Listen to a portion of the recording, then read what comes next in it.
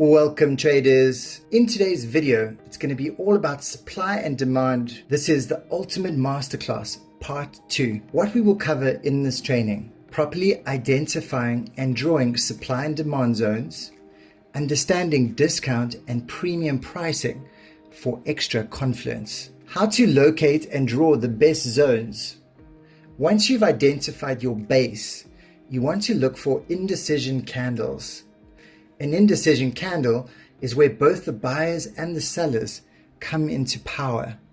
It's a candle with mainly wicks and a small body. Let's have a look at some examples. When marking out your indecision candle, mark it out from wick to wick. As you can see, we've got an indecision candle here, and this is the base. You can see we have this massive drop, which forms liquidity over here. Here's a zoomed out view. So we have our indecision candle, we have this drop, we stretch out the zone, price comes back and taps exactly into this zone. You can see zoomed in, taps exactly. Our entry is at the beginning of the zone, stop loss above. How do you correctly identify the zone if you see multiple zones? As you can see over here, we have a rally, base, and rally, and it's left behind two zones. So which zone should we enter? The three zones we want to become aware of is the equilibrium, discount, and premium zones. When identifying multiple zones, you go with the zone that is within the discounted level. We use the Fibonacci retracement to identify these levels. First, you need to identify the equilibrium. This is located at the midpoint of a swing. It is the level where an asset is neither cheap or expensive. It's a neutral zone for the asset. You do not want to look for trades at the equilibrium level, rather when price is above or below it at the premium or discounted level. Here is an example. We've got the swing low, the swing high, and at the center point we've got the equilibrium. Above the equilibrium we have the premium zone, and below it we have the discounted zone. In order to identify these levels, we use the Fibonacci retracement tool.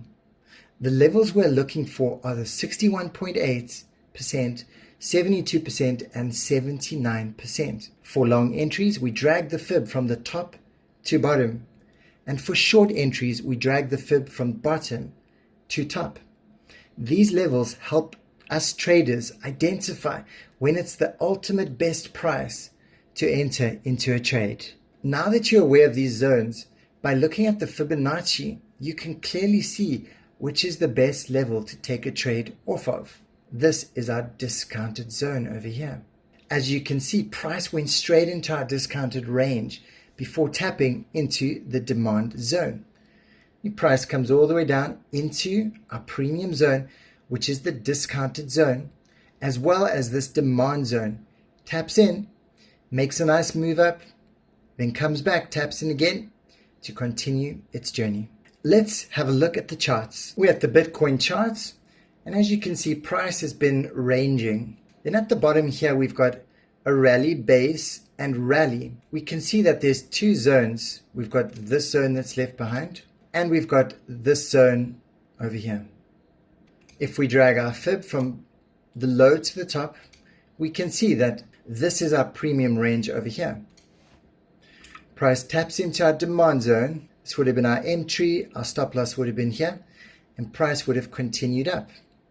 Here we've got a great example. We had a rally, base, and rally. Price left behind a zone over here and another zone over here. Now we want to draw a fib from the swing low to the swing high. And as you can see, this zone fits perfectly into our discounted level. It taps into the discounted level and continues its journey. But before that happened, we had another break in structure over here. Price left behind an indecision candle, which we mark out. And we know that there's a lot of liquidity in this zone, which we know price has to come back and fill. After it bounces off of this demand zone, which we can stretch across, it taps back into the demand zone and then makes its move back up to grab this liquidity and mitigate this supply zone. If we measure it out from swing high to swing low, we can see that it's perfectly in the premium zone. And then we have another example of a break-in structure over here. Price creates all this liquidity that needs to be filled, and it leaves behind an indecision candle. Price breaks all the way down, taps into this previous demand zone, moves on up, and taps into this zone perfectly. Our entry would have been at the start, stop loss just above, and would have targeted the previous demand zone. And as you can see, price would have hit our target right over here. Here is another example. So as you can see, price had a big rally, base, drop. As it dropped, it broke structure over here, and it left behind an indecision candle, which we can see over here.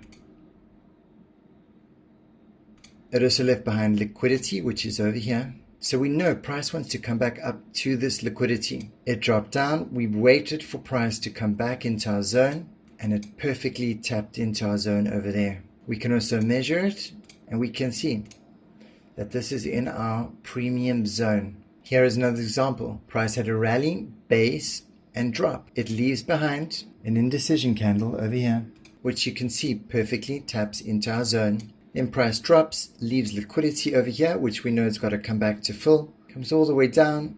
We measure our zone from top to bottom. We can see that it's in the premium zone.